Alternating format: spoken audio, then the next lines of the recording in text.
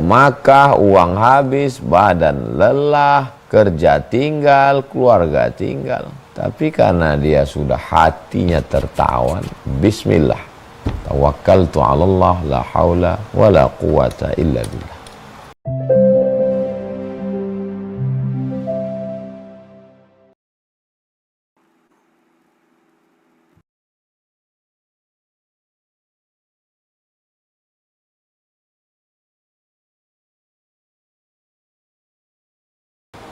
Para asatiz, guru-guru kita semua, bapak ibu, abang kakak adik, sahabat, insyaallah kita semua selalu diberikan Allah kesehatan zahir dan batin, istiqomah iman dan Islam, amin ya rabbal alamin. Tema kita malam ini, mengapa harus ke Baitullah? Mengapa harus ke Baitullah? Yang pertama, Surat Ali Imran ayat 96. A'udzubillahi minasyaitonirrajim. Inna awwala baitin, bangunan pertama, wudi'a linnas, yang dibangunkan untuk manusia, lalladzi bi Bakkata, yang ada di kota Makkah, mubarakan, yang penuh dengan keberkahan. Jadi kenapa mesti ke Baitullah? Ya memang sudah Allah memilihkan satu tempat yang penuh dengan keberkahan, dan itu hanya ada di sana. Ada keberkahan pada diri orang, Nabi Muhammad SAW, orang, sosok. Ada keberkahan pada waktu tahajud malam. Ada keberkahan pada gerakan, waktu sujud. Ada gerakan, ada barokah pada tempat. Ya ini Baitullah. Barokah itu apa? Barokah itu ziyadatul khair, ada kebaikan yang lebih dari yang lain. Itu arti barokah. Misalnya saya punya tanah, bapak punya tanah, ibu punya tanah. Tanah kita sama. Kita beli tanah kaplingan 30 kali 30. Sama semua. Tapi ketika datang onta turun ke tanah saya, bahasa Arabnya tanah onta turun itu barokah. Barokah artinya onta turun. Datang onta turun ke tanah saya, maka orang bilang tanah Ustadz barokah. Kenapa? Karena saya punya tunggangan onta, tiba-tiba datang aja onta ke tanah saya. Orang Arab bilang barokah. Berarti tanah Ustadz ini barokah. Kenapa? Karena saya punya tunggangan onta. Kalau saya potong, saya makan daging onta, saya punya kulit onta, saya punya bulu onta. Jadi ada kelebihan. Kalau orang punya kelebihan, itu orang itu barokah.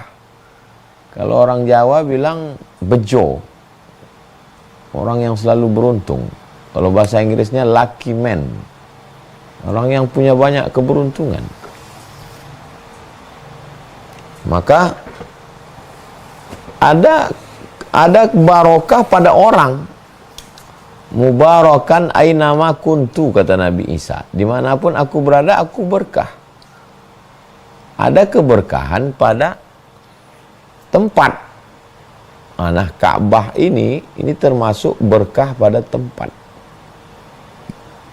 Jadi kenapa harus ke Baitullah? Iya, itu hak prerogatif Allah. Kenapa berkahnya itu tidak di kampung Ustadz? Iya, itu bukan kehendak Allah. Allah maunya berkah itu di Baitullah. Inna awwala baitin wudi'a linnasi lalladzi bi Bakkata mubaraka. Diberkahi. Allah yang kasih berkah. Ya kita tinggal manut aja, ikut aja. Jadi Ustadz ngapain jauh-jauh ke Baitullah? Ya saya mau ngambil berkah. Ada keberkahan di sana. Saya nggak percaya Ustadz. Ya masalah percaya nggak percaya kan keyakinan. Allah tidak paksa kita untuk percaya. Qulil haqq min rabbik, sampaikan kebenaran dari Allah. Faman syaa'a falyu'min, siapa yang mau silakan percaya. Wa man syaa'a falyakfur, siapa yang enggak mau, ya enggak apa-apa. Allah siapkan neraka itu kan untuk orang yang enggak percaya. Supaya nanti kalau dia masuk neraka baru dia betul-betul yakin. Rabbana absarna, mata kami sudah melihat, wa sami'na, telinga kami sudah mendengar, farji'na, kembalikan kami lagi ke dunia, na'mal salihah, kami ingin beramal soleh. Nah, dulu nggak percaya. Nah, jadi memang kelebihan. Ada kelebihan bulan Ramadan. Ada kelebihan malam Lailatul Qadar. Ada kelebihan orang, wali-wali, nabi-nabi, rasul-rasul, ulul azmi, Nabi Muhammad. Ada kelebihan tempat. Dan ini ada pada Baitullah. Surat Ali Imran 96. Pembahasan yang kedua, surat Ibrahim ayat 37. Doa Nabi Ibrahim, faj'al af'idatan minan nas tahwi ilaihim. Ya Allah, jadikanlah hati manusia cinta kepada mereka. Wah, doa Nabi Ibrahim gimana enggak makbul? Ya Allah, jadikanlah hati manusia cinta kepada mereka. Mereka di situ adalah Ismail dan ibunya Hajar. Waktu Nabi Ibrahim meninggalkan mereka di samping Baitullah. Berdoalah Nabi Ibrahim. Allahumma ja'al hadzal balada baladan amina. Jadikan negeri ini aman. Warzuq allahu minas samarat. Beri penduduknya buah-buahan. Doa Nabi Ibrahim yang lain, faj'al af'idatan minan nas tahwi ilaihim. Jadikan hati manusia condong sayang kepada mereka. Maka doa ini betul-betul dikabulkan Allah Subhanahu wa taala. Saya belum pernah ketemu orang pulang umroh, badan capek, kantor tinggal, bisnis tinggal, uang habis, lelah, letih, demam, batuk, panas dingin, flu. Tapi kalau pas ditanya, gimana umroh? Ya, taubat saya Pak Ustadz. Belum ada orang. Memang capek Pak Ustadz, tapi saya mau berangkat lagi lah, nanti ngajak anak, ngajak istri, ngajak tetangga, ngajak mertua. Kenapa begitu? Ya memang hati itu, ini kan masalah hati. Kenapa orang nggak beli ikan di pasar? Kenapa mesti nyewa mobil, nyewa sampan ke tengah laut? Beli ikan di pasar pulang kan selesai. Ini masalah hati. Kenapa orang pakai sepeda ontel? Padahal dia punya mobil. Ngapain dia goet sepeda? Ini masalah hati. Begitu juga ketika hati sudah tertawan, ke Makkah, uang habis, badan lelah, kerja tinggal, keluarga tinggal. Tapi karena dia sudah hatinya tertawan, bismillah, tawakkaltu 'ala Allah, la haula wala quwata illa billah. Nah, jadi ini motivasi. Berikutnya yang ketiga.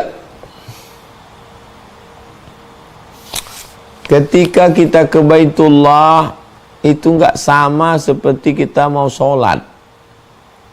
Kalau sholat, itu niatnya cukup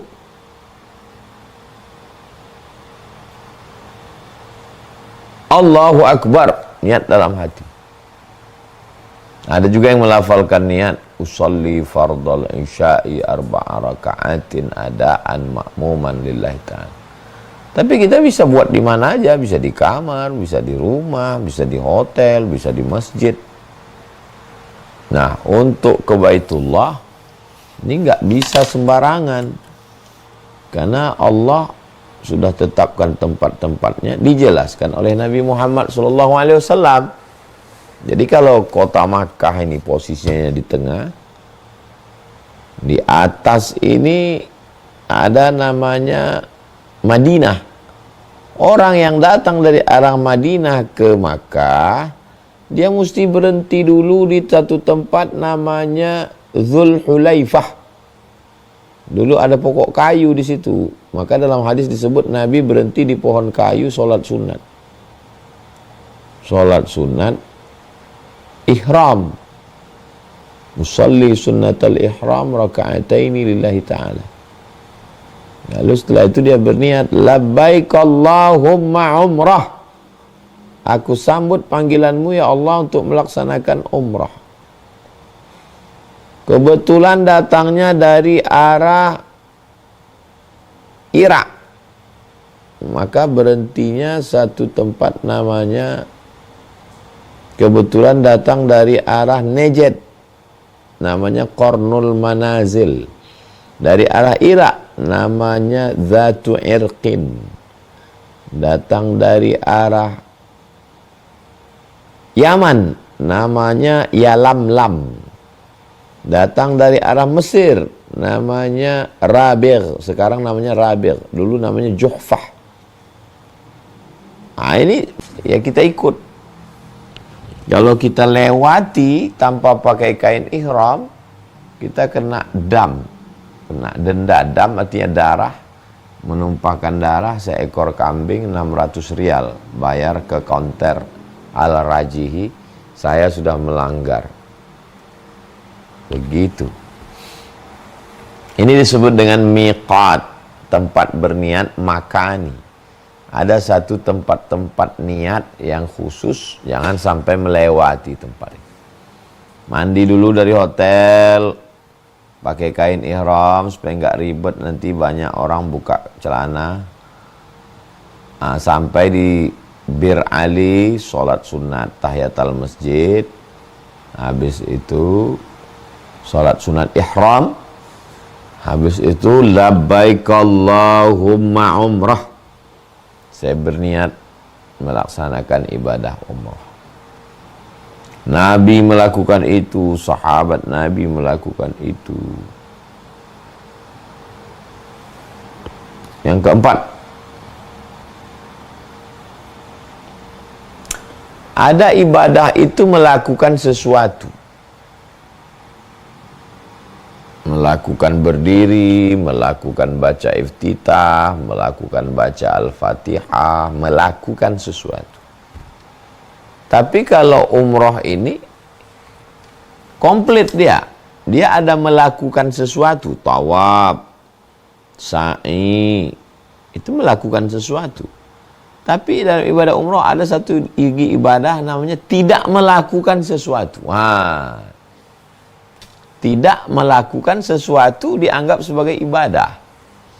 Tidak cabut rambut, tidak potong rambut, tidak ngomong kasar, tidak akad nikah, tidak. Nah, jadi memang ibadahnya unik. Action dan no action. Actionnya jadi ibadah, no actionnya juga menjadi ibadah. Jadi begitu kita sudah pakai kain ihram, tidak boleh pakai kain berjahit bagi laki-laki. Tidak boleh menutup kepala, mesti dibuka. Tidak boleh pakai sarung tangan dan sarung kaki, kaos. Tidak boleh pakai sepatu yang menutup mata kaki. Tidak boleh melakukan akad nikah. Nah, jadi ini adalah ibadah, mendekatkan diri kepada Allah Subhanahu wa ta'ala.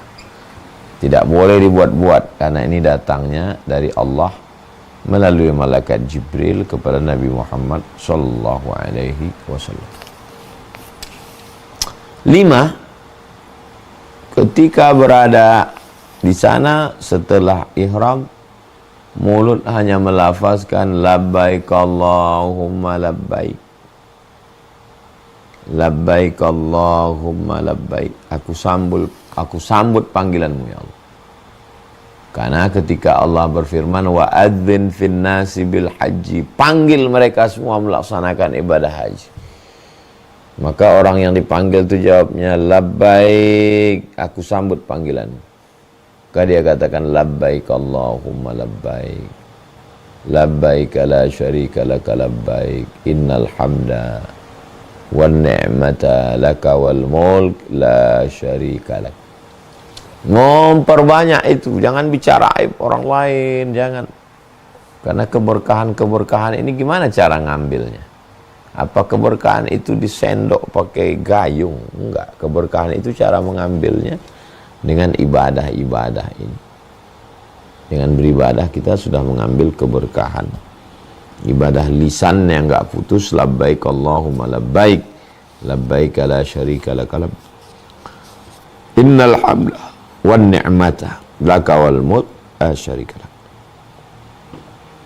Berikutnya yang keenam, sampai ke Baitullah melaksanakan tawaf.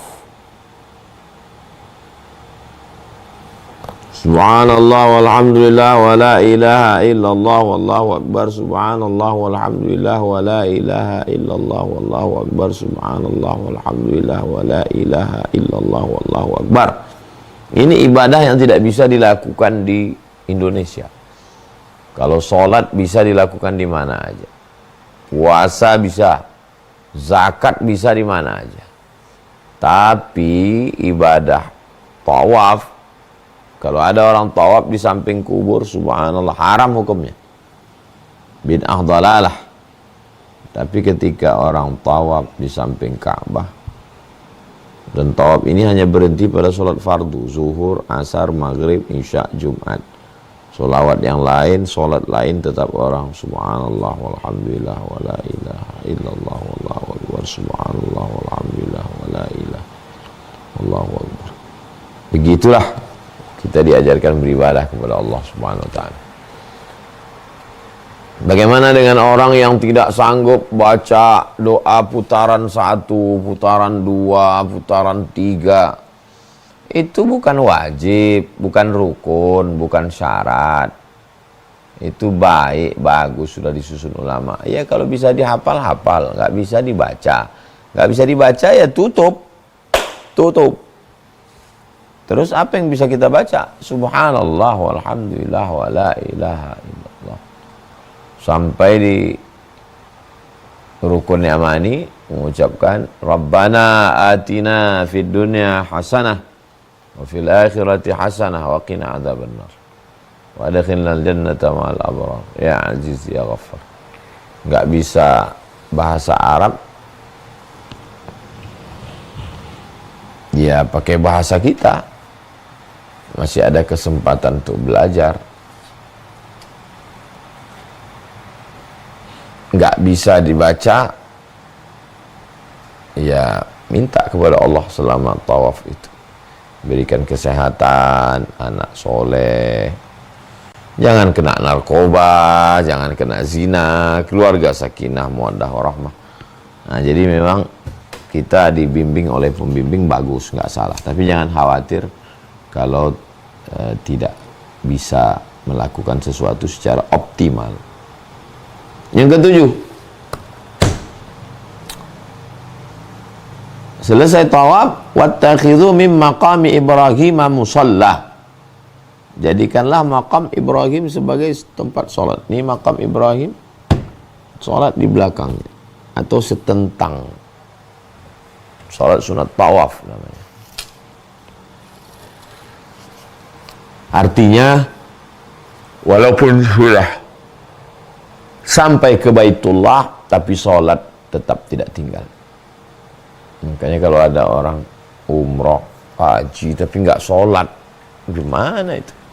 Sedangkan habis tawaf aja masih sholat. Sholat di belakang-belakang itu. Tapi masih setentang dengan makam Ibrahim. Lalu kemudian yang ke-8, minum air zam-zam. Allahumma inni as'aluka ilman nafi'a wa rizqan wasi'a wa shifaan min kulli da'in wa saqamin. 3 yang dimintakan. Pertama, ilman nafi'a, ilmu yang bermanfaat. Karena yang tahu ini hanya orang berilmu. Yang kedua, rizqan wasi'a, rezekinya lapang. Yang ketiga, syifaan min kulli da', obat dari segala macam penyakit. Nah, jadi kalau ini sudah kita dapat, ya insyaallah barakah. Subhanallah walhamdulillah wala ilaha illallah wallahu akbar. Syifa min kulli da', diminum berdiri. Selesai itu lanjutkan perjalanan 9 menuju atas bukit Safa. Sampai di atas bukit Safa berdoa minta kepada Allah dengan segala permohonan. Allahu akbar, Allahu akbar, Allahu akbar, la ilaha illallah wahdah, sadaqa wa'dah, wa nasara 'abdah, wa azza jundah, wa hazamal ahzaba wahdah. Habis itu berdoa apa yang mau dimintakan. Setelah itu turun ke bawah. Antara dua tiang hijau, Rabbighfir warham wa'fu wa takarram wa tajawaz amma ta'lam. Innaka ta'lam ma la na'lam, innaka antallah al-azzul akram. Nah, jadi bagaimana betul-betul kita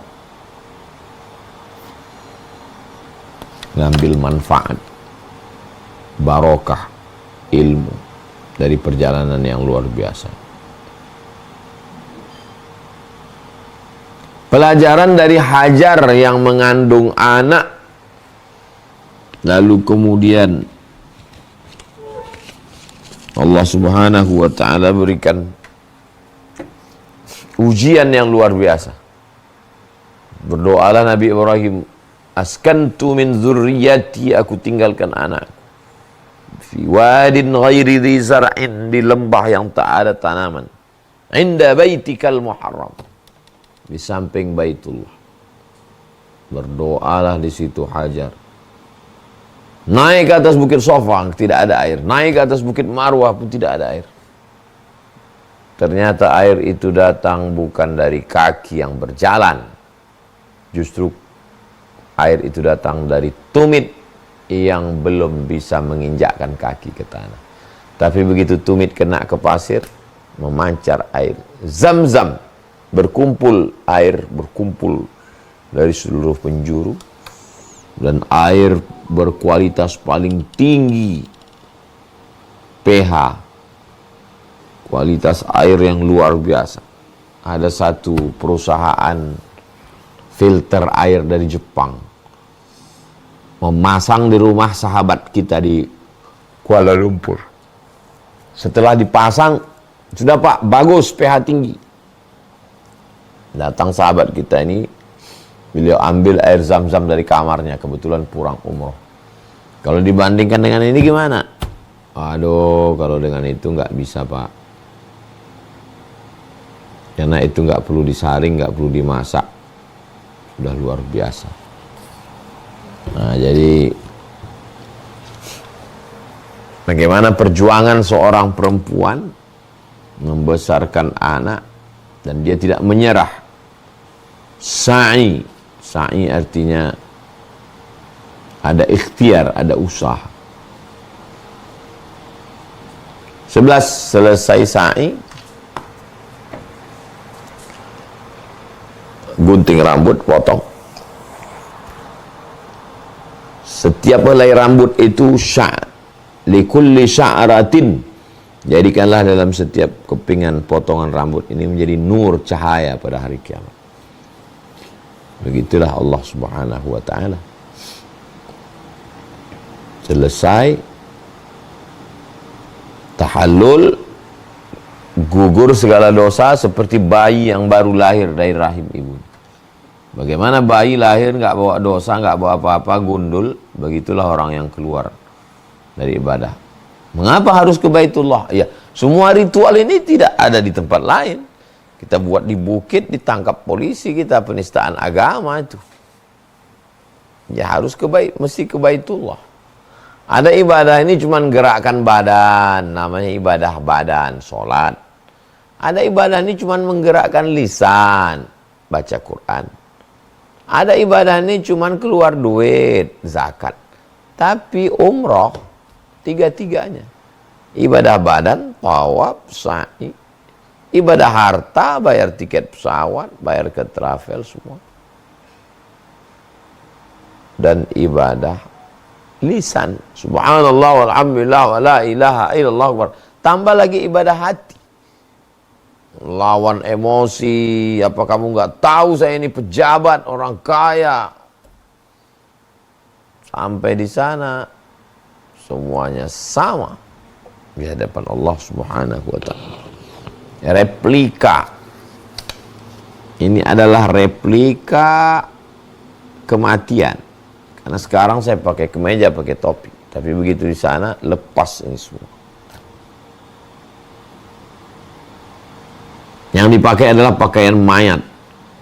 Nah, maka kalau mau memahami hakikat hidup, tapi ngerti, kalau nggak ngerti ya mubazir juga, habis duit, jalan sana, jalan sini, shopping, tawaf, sa'i, gundul. Tidak menyentuh ke dalam kolbu, hati yang paling dalam. Selesai, dalam 2 jam insya Allah selesai, turun, tawaf, sa'i, tahallul. Rukunnya 5. Berniat, tawaf, sa'i, tahallul. Tertib maksudnya berurutan. Jangan sampai haji, jangan sampai sa'i dulu baru tawaf. Nah, itu tidak tertib namanya. Mengapa mesti ke Baitullah? Ya karena semua ritual ini hanya bisa dilaksanakan di Baitullah. Kalau dilaksanakan di tempat lain, maka masuk dalam kategori aliran sesat. Karena definisi aliran sesat menurut Majelis Ulama Indonesia adalah ketika merubah salah satu dari rukun Islam. Rukun Islam yaitu haji. Ini kan umroh, Ustaz. Haji dan umroh itu bedanya cuma di wukuf, melontar jumroh. Adapun rukunnya niat, tawaf, sa'i, tahallul, tartib. Kalau haji tambah satu lagi wukuf di padang Arafah. Lebih kurang 30 menit kita kembalikan ke moderator. Mengapa harus ke Baitullah?